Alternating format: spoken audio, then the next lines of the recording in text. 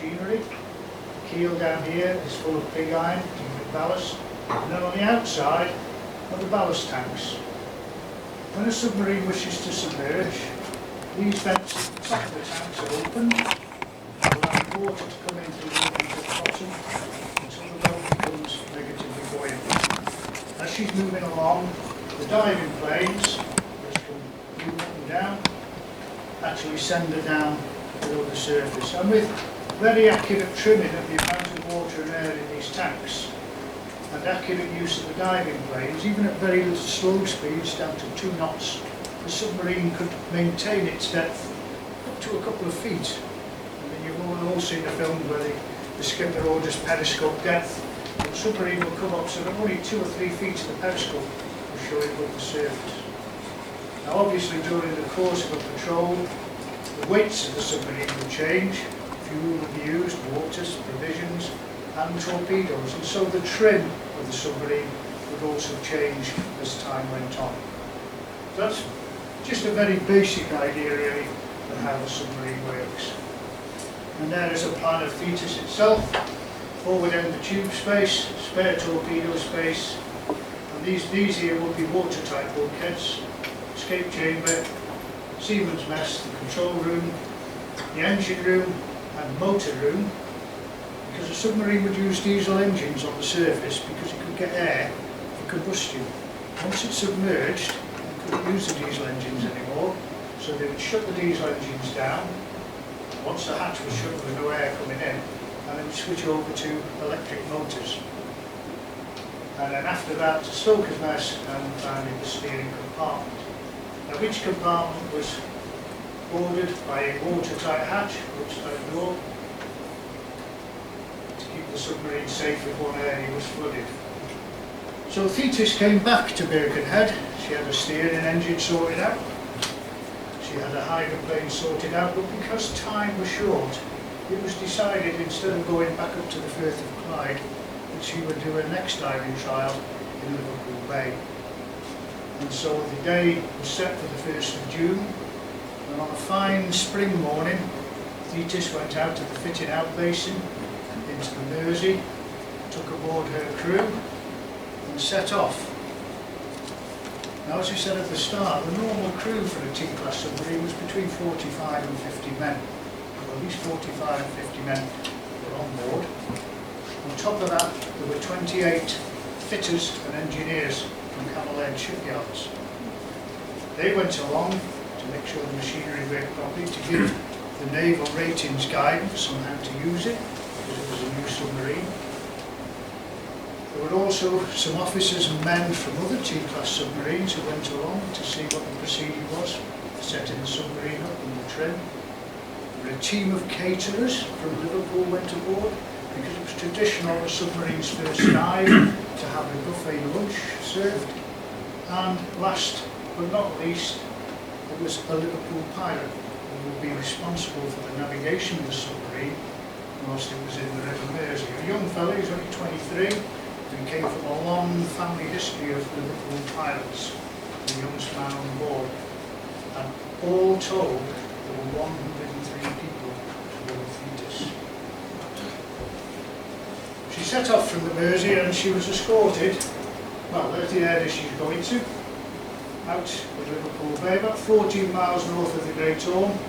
The normal shipping route for ships coming into Liverpool passed inside of her position, across here to Liverpool Bar, so she was in reasonably safe water, around about 160 to 180 feet deep. So she set off from Liverpool, and on the way out she was escorted by a Liverpool tug called the Green Cock. The Cock had a Captain Godfrey in charge, but he had a naval lieutenant with him for liaison. And it was expected when they got to the diving area that many of the people aboard Thetis would come off before she dived. And she would dive with perhaps 70 people on board. So it was quite surprising when they arrived in the diving area and Green Cock had swung her boats out ready for picking people up when they received a message from Thetis that nobody was going to come off. Everybody wanted to stay on board. And so Thetis got ready to dive. She sent a signal to Fort Blockhouse in Portsmouth to to say she was diving at 1400, 2 o'clock, and she made preparations to dive. The men cleared off the bridge, the hatches were all shut, everything below was checked, and she prepared to dive. Now this would be a dive in slow time. It was going to be her first real dive in open water, so everything was going to happen quite slowly. Down below, the watchkeepers went about, the engineers checked all the fittings, the valves, all the levers and the controls. The Thetis headed on down. Now here you can see a view into the forward end. This is a later submarine, but you get some idea there of the amount of machinery crammed into the inside of this pressure hull. Fantastic amount of plumbing, electrics, heavy engineering. Now Thetis submerged, and over the next 40 minutes or so, slowly submerged until at the end of 40 minutes, about 20 to 3, all that was left above the water. She was moving very, very slowly ahead. It was the top of the gun platform there and the top of the conning tower. The rest was underwater. But she stayed that way for some considerable time. And down below, there was some mystification about why she was so light, why wouldn't she dive? She's supposed to have been programmed to be able to dive with the tanks that have got water in them at the moment, providing enough negative buoyancy, but she wouldn't go down. And so Lieutenant Woods, together with torpedo gunner's mate, or TGM as you call it, Mitchell, and an able seaman, went forward into the tube space, and the idea was they would check the torpedo tubes. Obviously, there had been a trial down, there were no torpedoes carried, but the bill of lading that they had, the sort of list of what was full and what wasn't, showed that 2 of the tubes, number 5 and 6, were full of water, which would provide some negative buoyancy. It was possible to flood the rest of the tubes, and this would add several tons to the weight of Thetis. But they decided to go forward and check. Now the way in which they checked tubes was that on the forward end of the tube there was a streamlined bow cap, which was open and shut hydraulically. And normally they were all shut. At the stern end of the tube was a hatch with a large lever on it. You push the lever across, the hatch opened rather like a large porthole. And so they checked. They went up to tube number 1, and the way in which you checked a tube was open or shut was with a little tap on the back end, a test cock. You opened the tap, and if water came out, the water in the tube. If no water came out, the tube was dry. There were other ways of checking. There was a big drain valve on the bottom of the tube to drain in the tube when you were reloading torpedoes. They didn't use that in this instance because Woods didn't want to put water into the bottom of the submarine in a new submarine, and also water in the bilges moved about, so it was difficult to get the trim. So we used the test cock on number 1, opened it, no water came out, no air, shut it. Motioned to Seaman Hambrook, he threw the lever opened the door, and this was Wood's decision to open the door. He didn't need to open them. We decided while he was at it to inspect the inside of the tube. So he shone a torch inside, the tube was dry, nice and shiny, and coated with enamel paint. Shut the door, and they moved on to number 2 tube, exactly the same thing, and they went through the rest of the tubes. Number 3 was completely dry, number 4 had an inch of water in the bottom, so we made a note that the bow cap on number 4 needed checking next time they were in the shipyard. And then they came to tube number 5. Checked the test cock, there was no water, no air came out. Shut the test cock, nodded to Seaman Hambrook. Seaman Hambrook went to push the lever up. It was stiff, couldn't move it. So he adjusted his feet to get a better stance, got his shoulder behind it. But what Hambrook didn't know, what Woods didn't know, what Mitchell didn't know, what the other 100 men going quietly aboard the working up exercises didn't know on Thetis that June afternoon, was that the bow cap to number 5 was wide open. Hambrook shoved the lever up. The clips around the edge of the hatch disengaged, and as they did, the hatch was hurled open, and a torrent of water about this big thundered into the 4 ends of Thetis. That tube, number 5 tube, was about 12 foot underwater at that point, and the submarine was moving forward as well. So she started to flood very quickly. Within a second, Woods had screamed through to the control room Tell them to blow everything, we're flooding. The command was heard. Compressor valves were thrown open and the banks of compressed air cylinders that provided the buoyancy started to fire compressed air into the ballast tanks to lift Thetis up. She was already bows down and starting to head for the seabed. The men in the forward end decided to try and shut the door there. One half of the door was already shut, but it was a big door. It had to be a big door to get torpedoes through when they were reloading. And they had trouble pulling him because it opened forwards as the submarine started to go nose down. They were pulling it back against gravity. In the end, they near enough had to give up and head back to the next compartment. Because as Woods told the other chaps on board, well, they already knew, if water got into this compartment and got into the batteries below the floor, it would release poison chlorine gas, which would kill everybody on board. So they made it back into the next compartment here and got ready to shut the door. As they did, Mitchell, who'd been with them in the forward compartment, said that he'd managed to get one clip on the hatch. He'd stayed behind on his own in the dark, in amongst all the water, and they managed to get one clip on, but it was one clip out of 18. So it wasn't going to be watertight, but it would slow things down. They got into the next compartment here, and they shut the hatch. It was a much quicker hatch to shut with just one big leap. And so for the time being, Thetis was dry from that point aft. Nobody had been hurt, nobody had been killed in the initial flooding, but the forward two compartments of Thetis were now completely flooded. Within seconds, Thetis reached the seabed. The bow ploughed into the mud, and over the next 30 minutes or so she settled down more or less onto an even keel, 160 feet down on the bottom of Liverpool Bay. Straight away there was a bit of an quick inquest as to what had happened, and it was decided that the buoyancy compartments in the submarine didn't have enough lift to get her back to the surface. And so what they needed to do really was shut the torpedo tube door that had been thrown open. They couldn't have shut it when the water was coming in, the force was too great, but now she was settled on the bottom, the water pressure was the same both sides. So if a man could pass through the escape chamber here, wearing breathing apparatus, go through the second door and shut the tube, they could then pump the water out mechanically and she would rise to the surface.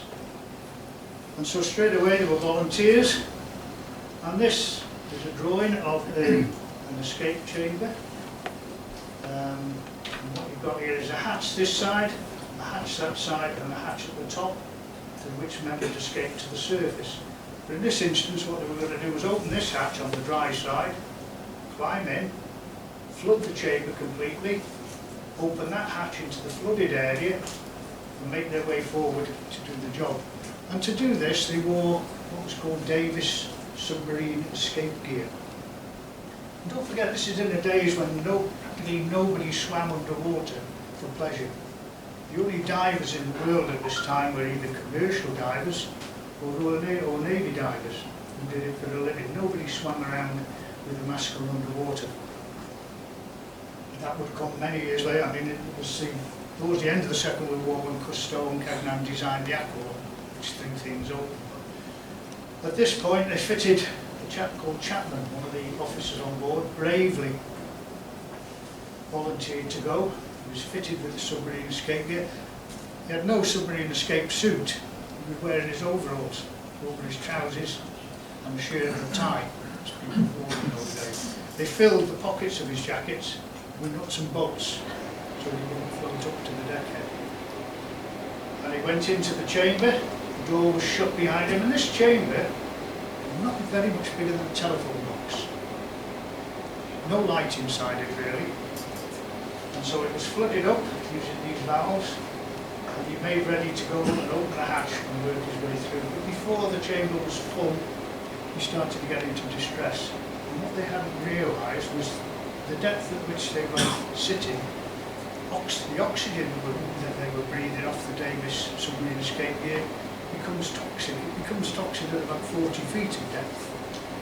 But because the submarine and the diving branches of the Royal Navy didn't interact at this time very closely together.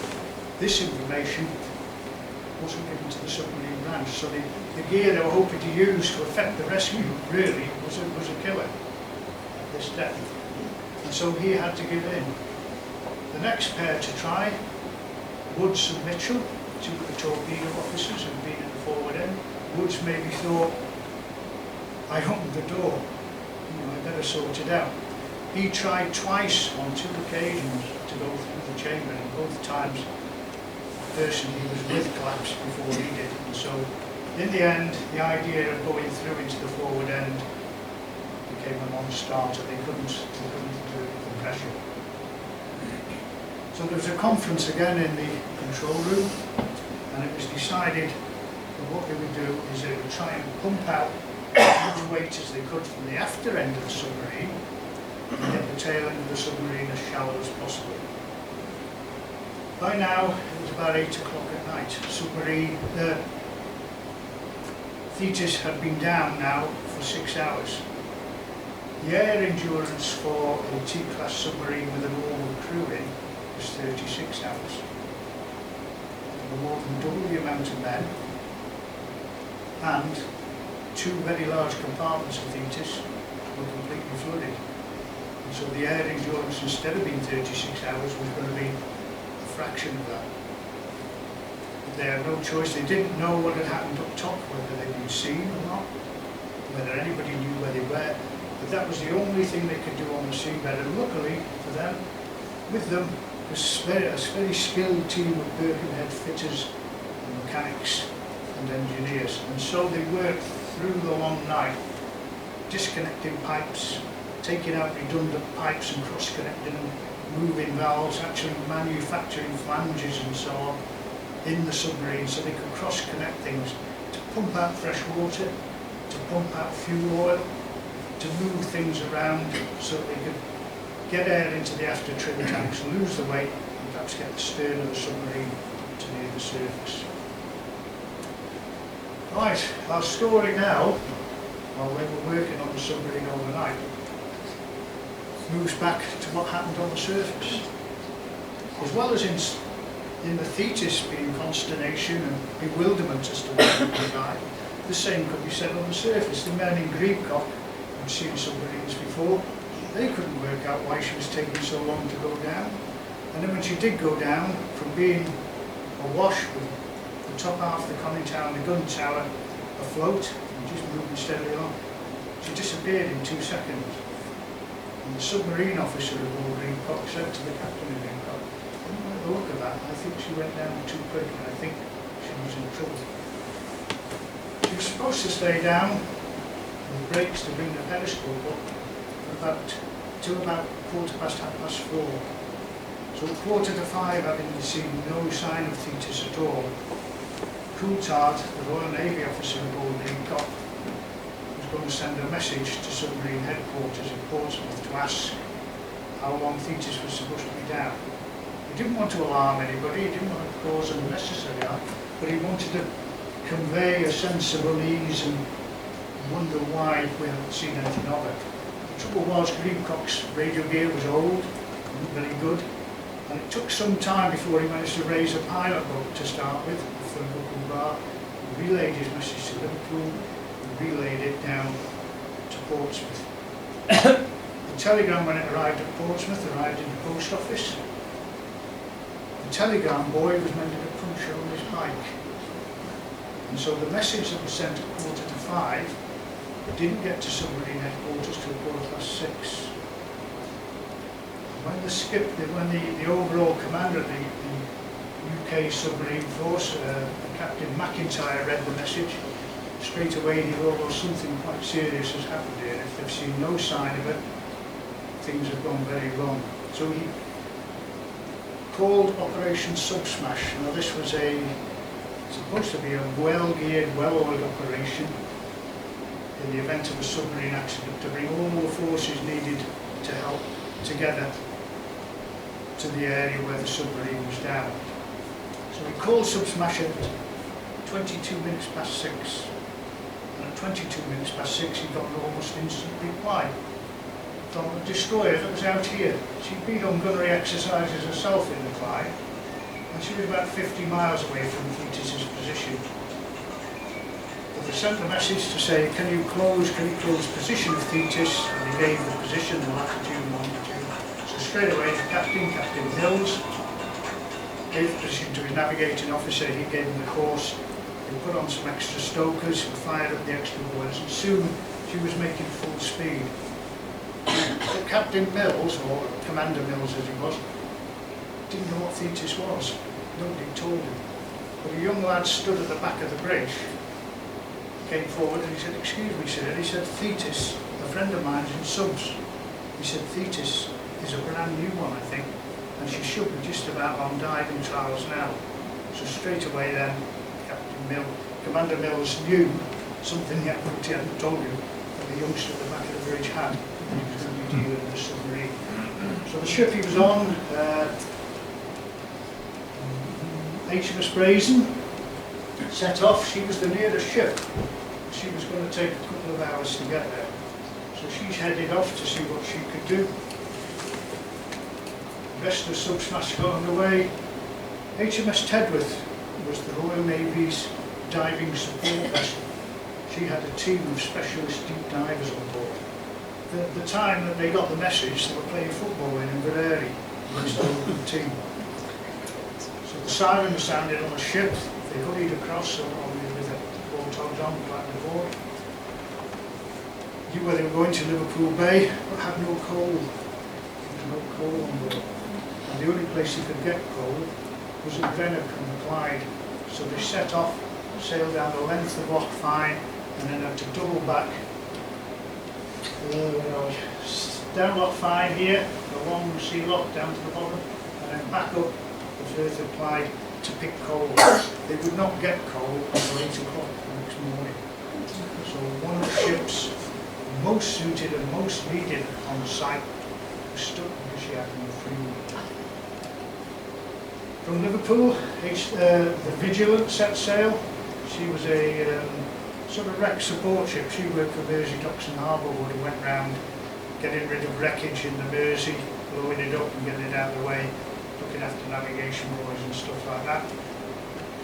From Portland on the south coast, a flotilla of Tribal class destroyers set off. These were the latest destroyers that the Royal Navy had, capable of 36 knots, about 42 mile an hour, a very powerful underwater search apparatus on board. So they set off at full speed, Liverpool Bay.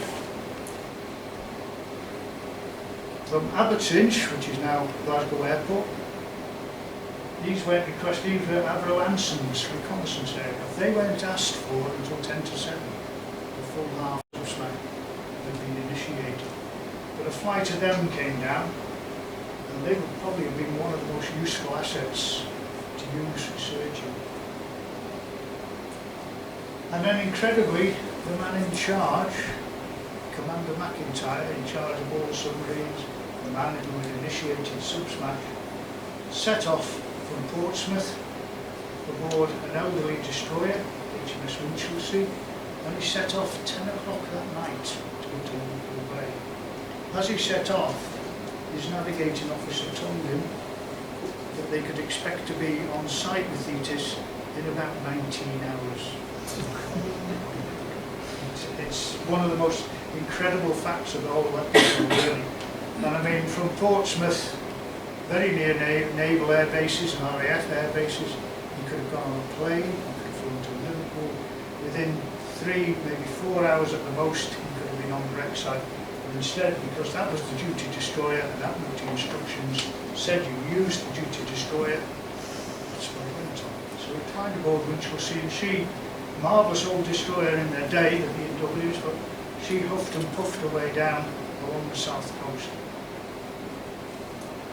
Okay, we're there. So back to Thetis. During the night, the lads had done their work, done a marvellous amount of work on the ship, and by degrees the stern started to lift off the seabed. And by the next morning, 6, 7 o'clock in the morning, they figured, knowing the length of Thetis and the depth of water they were in, that the stern must be either near the surface, on the surface, or possibly even sticking out to the surface. It was the best they could hope to get, but up until that moment, they'd heard nothing from the top. There was no radio comms, no mobile phones, and they'd not heard anything to sort of make them aware that anything was waiting for them when they got up top. HMS Brazen, which had arrived on site, had asked Greebcock, was she in the position where Thetis died? Greebcock didn't know. She had no positioning systems. She couldn't really see land. There was a haze over the Great Orme and the east coast of Anglesey. So it was a best guess, really. The aircraft had seen a couple of marker buoys, but plotted the positions wrong. It wasn't their fault, really, the visibility was bad. And then the next morning, at about 10 to 8, Commander Mills, himself on the destroyer Brazen, looked over the bow of the destroyer, and about 2 miles away you could see an object in the water. He picked up his glasses, had a look, and there was the stern of Thetis, 18 feet of the stern sticking out of the water. So they went tearing over, and when he got fairly close, he gave the order to the man on the foredeck, who threw several small grenades into the water. These were signal grenades, which would signal to the men on Thetis that somebody was finally up top. Help was at hand. Down below in Thetis, when they realised they were somewhere near the surface, an idea was hatched to send 2 men up through the escape hatch. So they chose one of the guest captains on board, a Captain Warham, and Lieutenant Woods, the torpedo tube, and had tried so valiantly to close it again. They were fitted with escape gear, and again, no special gear other than the escape gear. There we go, that's the gear they wore. A pair of goggles, a nose clip, because the goggles didn't cover your nose. The breathing tube which went down into the bag, and inside it is a rubberised canvas bag and an oxygen cylinder on the bottom. So the oxygen came into the bag, you breathed it in, and then when you breathed out through a one-way valve, the oxygen went through what was called a soda lime scrubber, which took out some of the carbon dioxide and gave you a few more breaths of fresh air. So the gas in the bag could be used over several breaths before you needed to top it up with more fresh oxygen. And it operated as a buoyancy aid. When it got gas in it, it became buoyant, so you floated. But at that point when they climbed into the chamber, they didn't know if anybody was going to be up top. And they didn't know how long they'd survive in Liverpool Bay, even in June, the water's not that warm. So they had information taped onto their arms in waterproof plastic, giving information how many people were aboard Thetis, what the problem was, possible remedies, and so on, so that if they didn't survive but their bodies were found, at least the information would be there. Anyway, just as they were closing the door on the chamber, the charges went off from Brazen, and they knew when they reached the surface somebody would be waiting. And that was the case. They came to the surface, Horham and Woods, picked up by a naval whaler here, and they were taken across to Brazen, where they managed to spill out what had happened. The commander of Thetis, Captain Sam Bolus, had realised from the outset what a position he was in. He had more than twice the normal complement. All the men from Birkenhead had no experience of submarine escape. You know, half the escape gear carried on the submarine was stored in the flooded compartments, so that wouldn't be available. And so, quite a frightening, he had a weight on his shoulders equivalent to the weight of the water around the submarine. He had a lot to do. So after the 2 successful escapes, they tried it with 4 men, and it was an absolute disaster. All 4 men died in the escape chamber, probably because they'd all managed to get in each other's way in the confined space. So by the time they'd drained down and taken them out, the next 2 they put a naval rating in, and one of Camel Aird's engineers, a man called Stoker Walter Arnold, a Navy man, and Frederick Shaw, one of the Camel Air fellows. Arnold was a big, tough merchant Navy seaman, knew his stuff, knew submarines, and it was figured that if he went into the chamber he would sell his life dearly, so he was a man to go into the chamber with. They made a successful ascent and were picked up. The problem after that was that there were several more attempts to get out of the chamber which failed, and basically by now the air in the submarine was becoming very foul, and the constant breathing of high proportions of carbon dioxide affects both the mind and the body. You become very slow. Anything you need to do with physical effort becomes very, very tiring. Mental effort, if somebody speaks to you, you look at them, you try and figure out what they've said, and then you try and figure out what the reply is going to be. Everything had slowed down. And what they think had happened was that once Shaw and Arnold had come out of the submarine, the hatch on the top of the escape chamber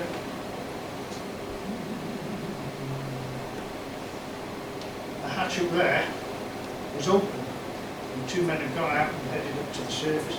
That hatch had to be shut for the next escape, and there was a gear here that shut it, and you wound the wheel until the hatch shut. But once the hatch was shut, you had to disengage the gearing by winding back the opposite way. And what would happen was the man in charge of that would become so intoxicated with carbon dioxide he didn't wind it back until the hatch was jammed.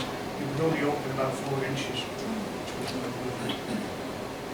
So they lost another 4 men after Arnold and Shaw made a successful escape.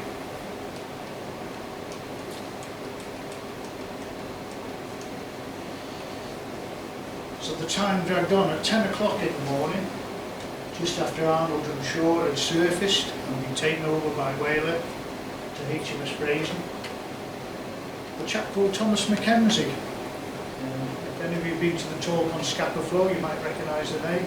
He was in charge of a big team of deep divers up in Scapa Flow, salvaging the German fleet there. He heard about Thetis on the Jungle Telegraph, and he sent a message to the Admiralty and to Birkenhead saying his divers were all up and running. He was willing to fly down himself with his divers and assist if necessary. They were at their disposal. The message he got back almost immediately was, thanks for your offer, but all are safe.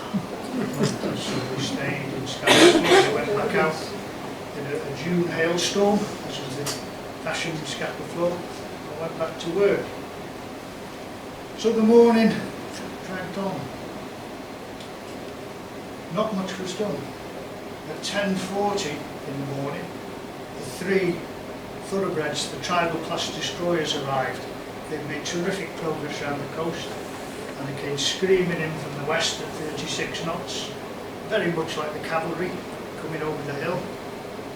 They came into the area where Thetis and the rescue ships were, dropped back, and then the commander of the destroyers, Captain Nicholson, took over because he was the senior officer available, the senior naval officer available.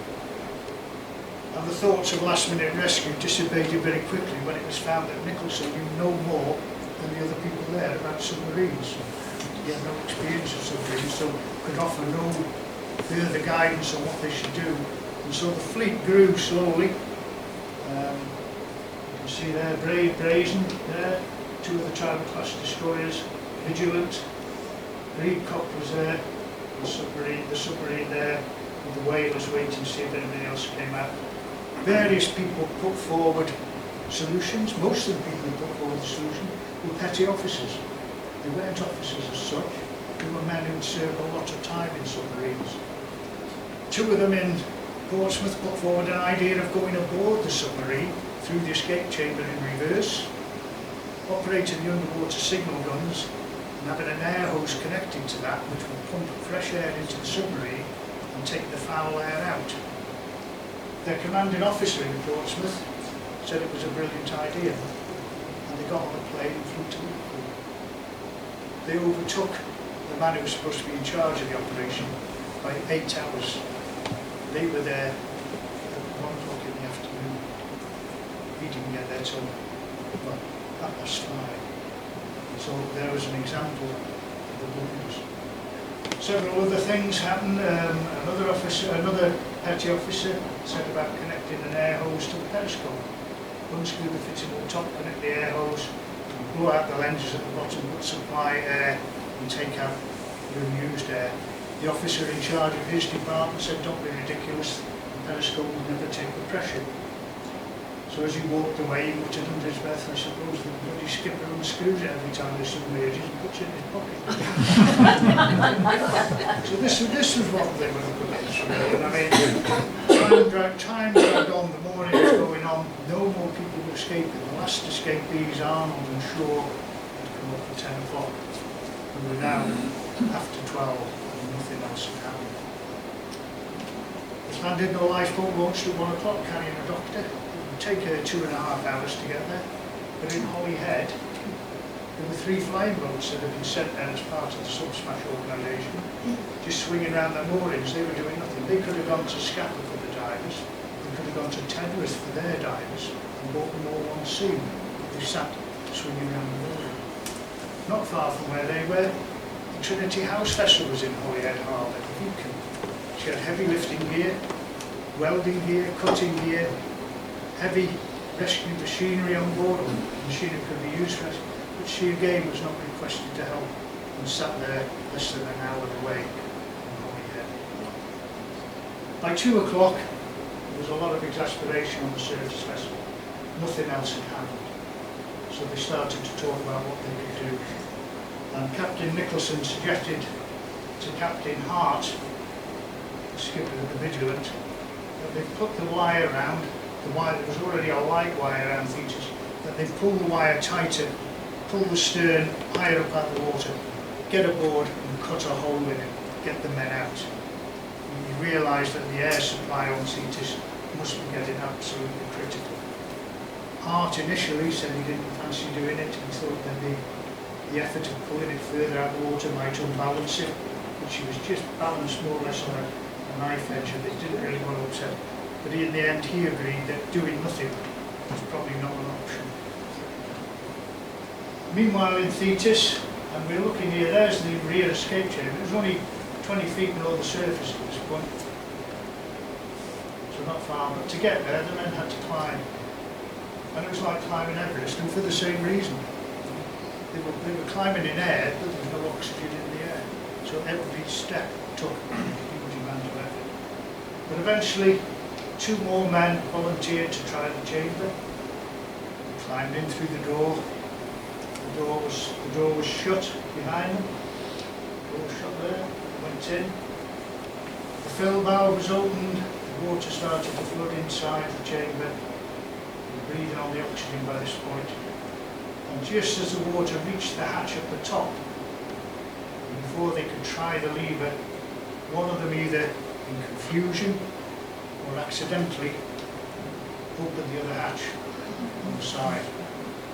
So for the second time in 24 hours, Thetis was in the worst position a submarine could be in. She had 2 openings in the boat, open to the sea at the same time. The water flooded in through the inlet valve at about half a ton a minute, came through the open door, washing the men into the compartment with it, and slowly started to fill the submarine. But the problem was the water inside pushed up the air pressure. And with the air pressure pushing up, it pushed up the carbon dioxide pressure. And within 3, maybe 4 minutes at the most, everybody on Thetis had been asphyxiated. The other 99 men had died in the boat. At exactly this time, Vigilant tightened up on the wire to try and pull Thetis further out of the water, and this was at the time she was already filling with water. The men on the forward end of Vigilant, who were used to dealing with wires and strain and stuff like that, sensed that the wire was pretty near breaking point, so they disappeared out of the way very, very quickly. And sure enough, a minute later, the wire parted like a pistol crack, and Thetis slid slowly off the surface with hardly a ripple and disappeared back to the bottom of the bay. So Thetis was gone. All the ships on the top that had been waiting all morning for something to happen still sat there, they were at a loss. Eventually, well, at that particular point, Thomas Mackenzie at Scapa Flow received a telegram 3 o'clock in the afternoon from the Admiralty. Your earlier offer of help will now be gratefully accepted. Please make all haste. So we got on a plane at Longhope Aerodrome and flew. 4 divers, Mackenzie himself, flew down to Liverpool and then picked up by one of the fast destroyers and taken out. They were all too late. When Thetis sank, McIntyre, who was in charge of the whole operation, was somewhere on the old destroyer, halfway between Bardsley Island and South Stack. He was still 2.5 hours away from the scene of the tragedy.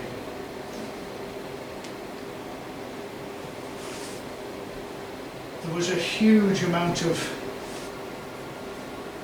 angst and anger and bewilderment amongst the families in Liverpool about what had happened and why nothing had been done, but that really is outside the scope of what I'm telling you tonight.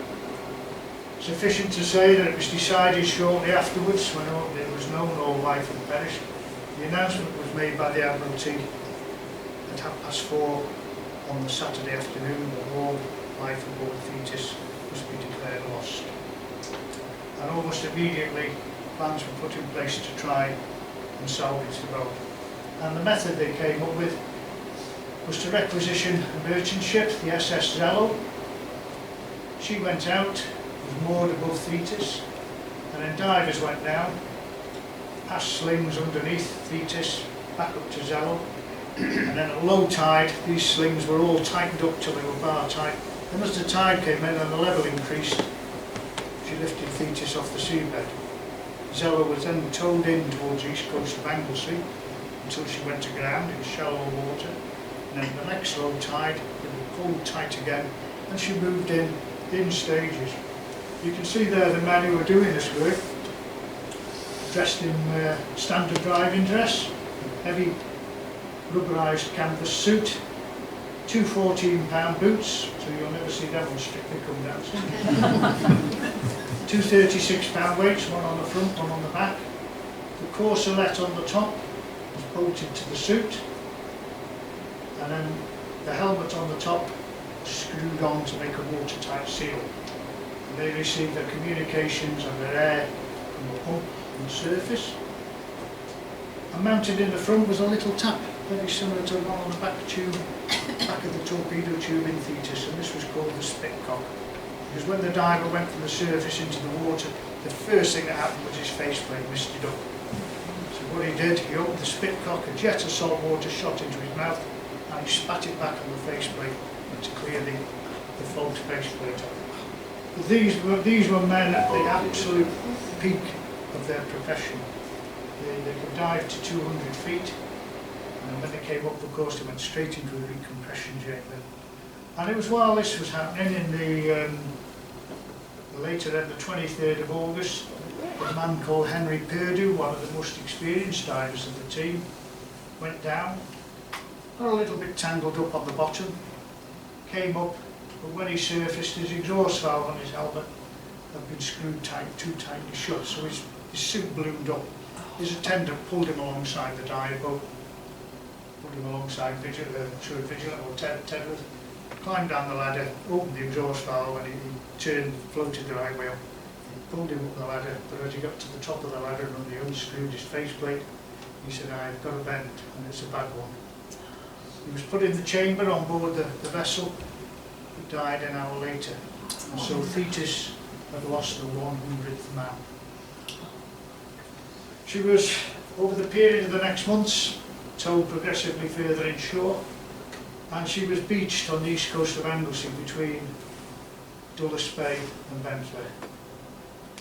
And then, of course, the awful job of recovering the rest of the crew and the Camel Airmen took place. To start with, a team of miners, the mines rescue teams in Derbyshire, came up and started the job. And later on, naval ratings, including Arnold, who knew most of the men he was taking out of the submarine, volunteered to help. And you can see there the quite sad state she was in.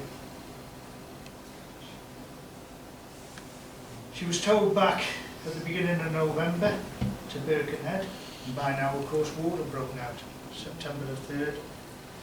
So the inquest and the aftermath into what had happened with Thetis was somewhat cloaked by the start of the war, which suited Winston Churchill, who was the first Sea Lord, because he found it an incredibly embarrassing situation for the Navy, and so he was glad, even if it meant war in some ways, of something that sort of washed people's memories of Thetis out of the way.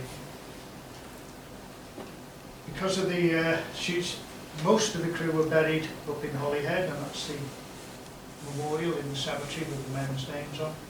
But Captain Bolus, who held it all together to the last, was taken out to Liverpool Bay and buried at sea. Thetis was rechristened Thunderbolt. She was thoroughly cleaned, all the machinery taken out, rebuilt, put back in, and recommissioned into the Royal Navy as HMS Thunderbolt. And you can see there, a good picture there, those are the bow planes, the short, stubby wings. In the folded position, as they were coming into a mooring, but normally they would sit out, and they would be the planes that were under the water. She did her working up exercises, and it was said that when they did their trial dive, the door of number 5 tube was slammed shut with just a little bit of extra muscle. She did her working up exercises, and on her first patrol down off the north coast of France, she found and sank an Italian submarine, the Tarantino. An incredible feat really for a submarine new commission. She then went on to serve in Halifax, Nova Scotia, helping to escort convoys and trying to track U-boats. And then came back over to Gibraltar, and on the way to Gibraltar she was diverted from her passage to look for the crew of a steamship that had been sunk by a U-boat, the SS Cruella. And eventually she found the lifeboats and took on board 43 men and a dog. Well, approaching Gibraltar, because of the danger of German submarines lurking in the area, they submerged again, and Captain Crouch, in charge of Thetis, sort of like took a long breath before he shut the conning tower hatch, remembering the last time Thetis had had 100 people on board.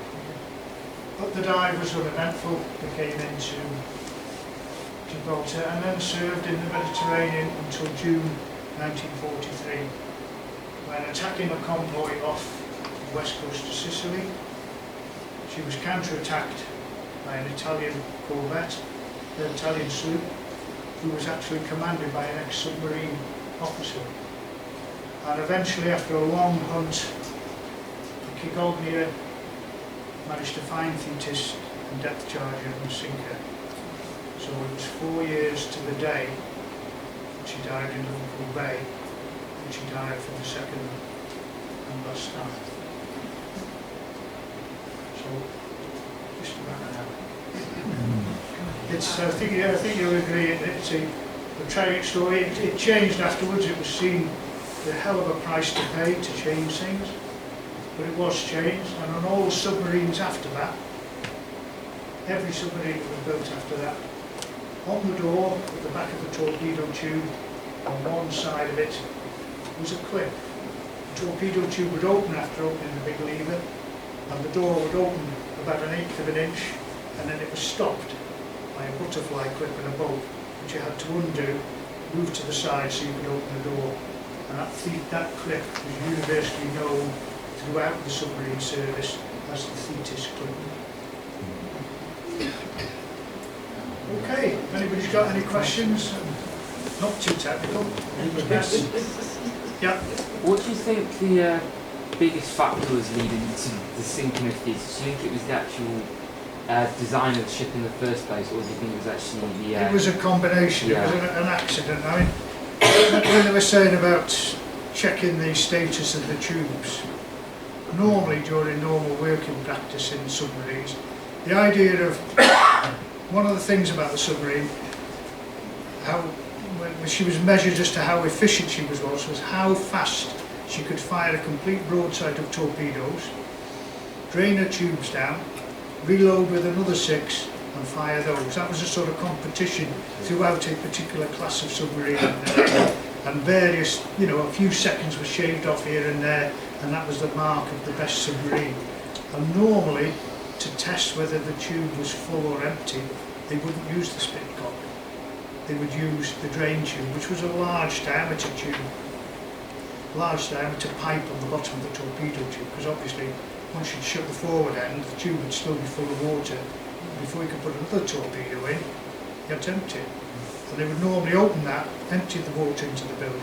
But that was a useful test one, because if you opened it and a bit of water came out and then slowed down, it meant the tube was full, but the bow cap was shut. If you opened it, water came in at a fair rate and continued to come in, and that meant the bow cap was open.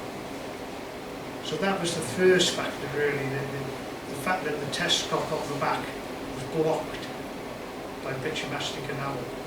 When they enamelled the inside of the tube, instead of putting a piece of cotton waste in the test cock, it had either not been put in or it had fallen out.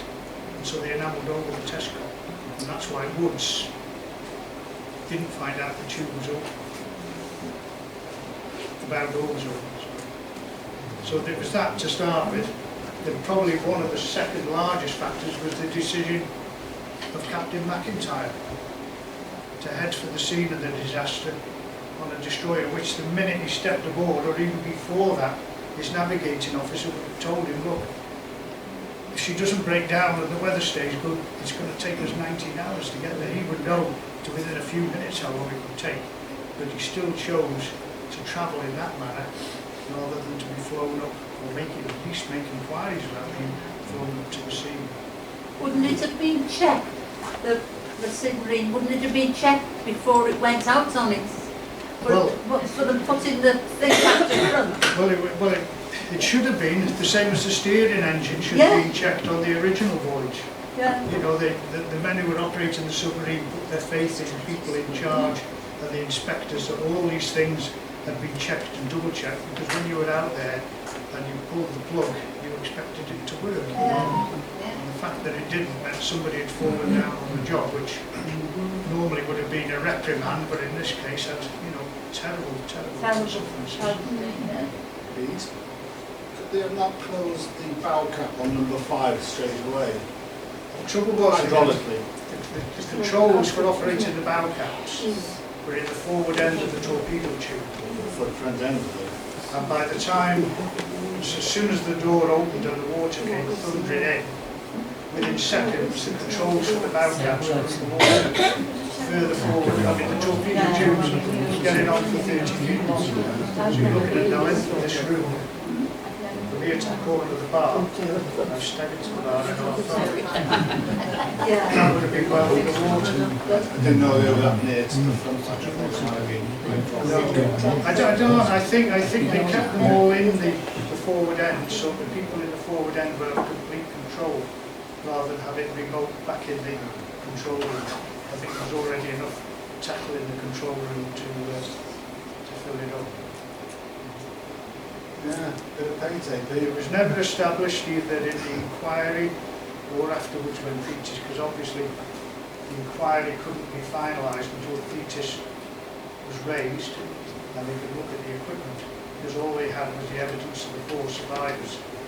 None of whom had been in Woods had been in the forward end, but he maintained till the end that he looked at the indicators for the bow caps, and the indicators showed that they were all shut. He was convinced of it.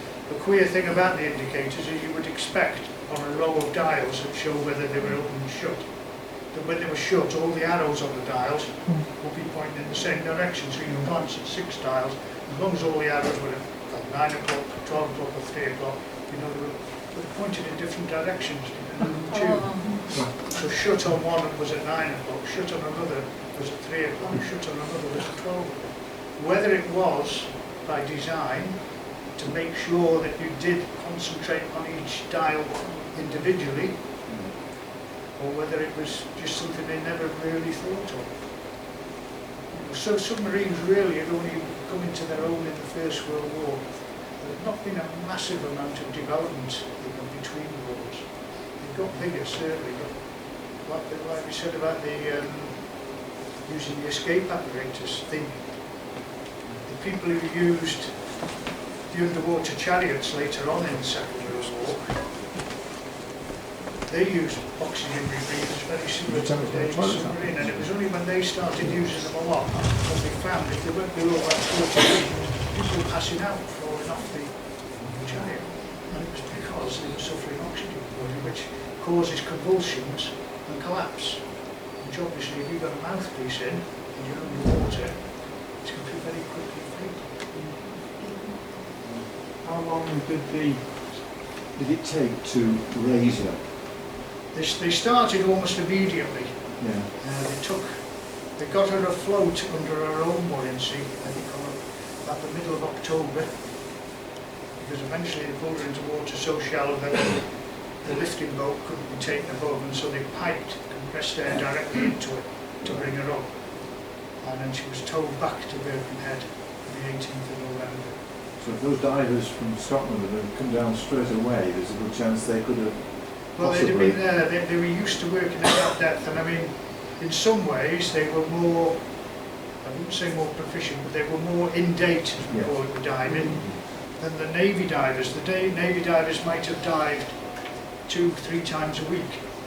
The fellows from Scapa Flow were diving all day, every day, 7 days a week, because they were raising the German ships. The ship they were raising, the Derflinger, was raised to the surface the day war broke out. She was upside down and full of compressed air. Compressed air was their business. And they towed her to Lyness, a little harbour in Orkney, in Scapa Flow. And because all the dry docks throughout the British Isles were going to be taken up with naval work, they kept her afloat upside down till the end of the war. So they had compressors on the hull, churning away 24 hours a day, 7 days a week, right through the whole of the Second World War, until at the end of the war suddenly dry docks became available and she was towed down to Fast Lane and Clyde breaking up. Yep. Do you think it would have made any difference if the Admiral had arrived there? What could he have done? I think he probably could have made decisions. I mean, one of the people who sent a letter to the inquiry was Ernest Cox, who had raised most of the German warships in Scapa Flow. And like Thomas Mackenzie, he was originally a brilliant engineer, who during his course of his work in Scapa Flow became a brilliant marine engineer. But Cox was used to working with compressed air, he was used to working with divers, he was used to working with deep water. And straight away, one of the first things he said was when they found the submarine's stern sticking up out of the water, that was a gift. He said, if you're trying to save people from a submarine when it's on the seabed, then you've got to start thinking with it. He said, but to have the stern sticking 20 feet out of the water, he said, and what should have happened, instead of the salvage ship trying to hold it up with one wire wrapped around the stern, he said what they should have done was driven two of the new destroyers in each side, under the tail fins, and lashed it. He said, okay, it would have damaged the destroyers, and they were brand new, but lashed one each side so there was no way the stern of that submarine could sink, and then they could have cut a hole big enough to drive a bus through. Because they all carried, most of the destroyers carried a type of drill that could cut through metal. But the salvage ship and the second salvage ship that came up from them carried actually oxyacetylene cutting gear, so they could have cut the hole big enough to get the men out. Any reason why they didn't cut one, Pete? Sorry to cut They you. tried, I mean, there are so many things in the story that you have to cover it in an hour, you have to leave it. And there was a point where they landed the marine superintendent from the Mersey Docks and Harbour Board on the tail of the submarine, and there was an inspection panel. And they said, you know, if you can undo that inspection panel, underneath it there's a manhole to get into the pressure hull. And this chap, Wreckmaster Brock, his name was, he landed on the stern with a bag of tools. And you laugh when you look at the pictures because there was no life jacket or anything like that. He was wearing like a suit with a jacket and a tie and a waistcoat. He landed there with a bag of tools and a trilby hat. And he climbed up on the stern and he started to undo the bolts, which undid easily because she was brand new. And he undid one, and then he undid the second one, and he went back to that. And as he undid the first one, another turn, air started to hiss out. So he opened it a little bit more, and the air that was hissing out became a stream of air. And he didn't know whether he was Letting out of the losing, costing buoyancy or not. It probably wasn't. It was probably air trapped just in the inner tail of the submarine. but he tightened the valve. He was unwilling to go any further. He wasn't an expert on submarine, so he tightened the bolts back down and came off. And that's, you know, having the man in charge there, he could have made a difference because he could have given a definite course of action, whereas all the naval officers there had no experience of submarine. All the people, the senior people in the Navy, in the area, and in Cavaliers in the area, were all on submarine, and they're on the top. Yep. I just think the help of the more experienced divers were rejected first. Sorry? Why do you think the more experienced divers help was rejected first, you know, from the operation? Because I know eventually they did. Because if things like air hoses and that needed connecting, they would have known where to connect them. I mean, apart from the periscope, there were 4 signal guns on Thetis, and they could have had an air connection put into them, which could have put fresh air in and taken the... Because the problem with just pumping air into a submarine that's been down a long time, is as soon as you start pumping fresh air in, okay, you're feeding fresh air in, but you're increasing the level of the carbon dioxide in the submarine. And this is why there were quite large amounts of compressed air stored in the submarine for blowing the tanks. And that could have been vented into the submarine itself. You couldn't vent it in without exhausting the bad air at the same time, to keep the pressure the same, but to keep the pressure of the carbon dioxide low.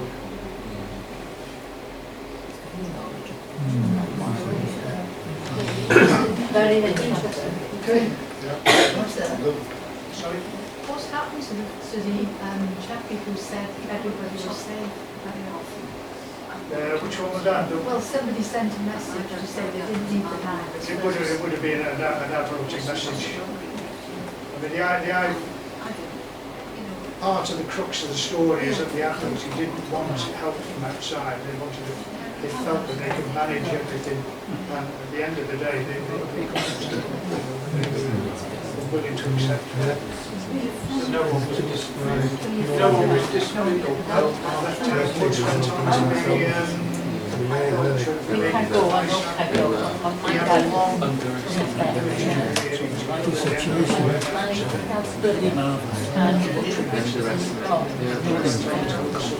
Stoker Arnold, the only enlisted man to get out, went back to submarines, but lost his berth on the first dive, and so he transferred to cruisers. But he carried out. The first time I heard the talk about this, we went to Comiskey Diving Club about 3 years ago, and the chap giving the talk was Stoker Arnold's son, a chap called Derek Arnold. And I spoke to him and said that I was developing a tour myself, and the first thing he said was, "Where are you based?" So I said, in Rill. "Oh, you're all right then." He said, "Anything I can do for you, give me a ring." Because he makes a living doing it. He charges about £150 a time. He's got more slides than that. And at the end he said, I'll give you a sheet so you know where to get in touch with me. And he gave me this sheet, and it was about this big. And both sides of it were full of lectures that he did to talk to you. The scope of what he deals with is unbelievable. And he was a marvellous talk. And all the stuff about the Titanic. Was it really the Titanic that sank with one of his things? It may have been the Olympic. All kinds of stuff like that. But you know, to look at those 2 full pages and think, to stand up and be able to do that, and especially without notes, it must be quite an achievement. But Well, you didn't do so bad.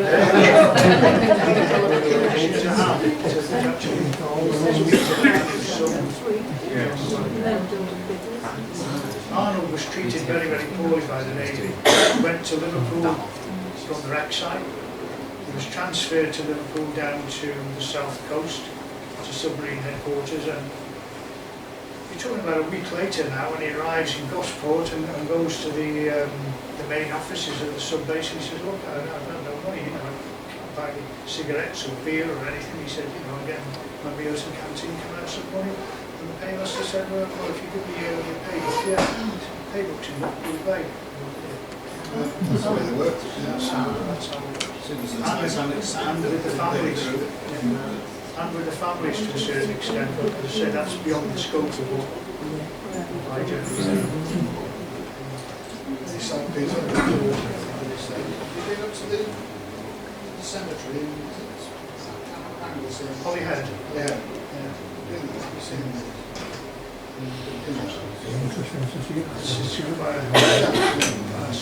Same as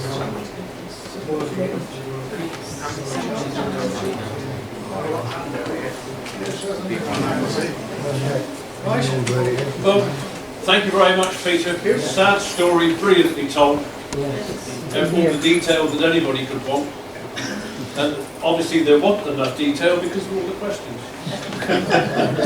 just in finishing, if I may, I think one of the last times I spoke to you, certainly about the history of real lifeboats, which I think I've given you a talk. I think we were at that point hoping we were going to get one of the new lifeboats. We've had it 2 years now. this gap in the middle when we were on another planet. We've had the new Shining class lifeboat. Cal, who I think at the time I gave you the talk was a crew member, is now the full-time mechanic on the new boat. It's a £5 million investment in the boat and the carriage, and the tractor. A huge investment for the town and the station.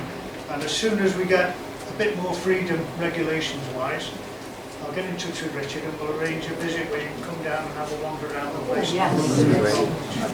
Might occupy a pleasant evening.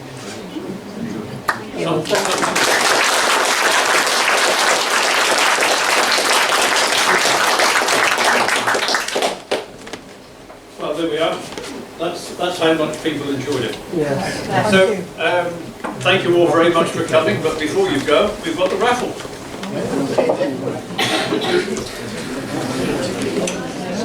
No.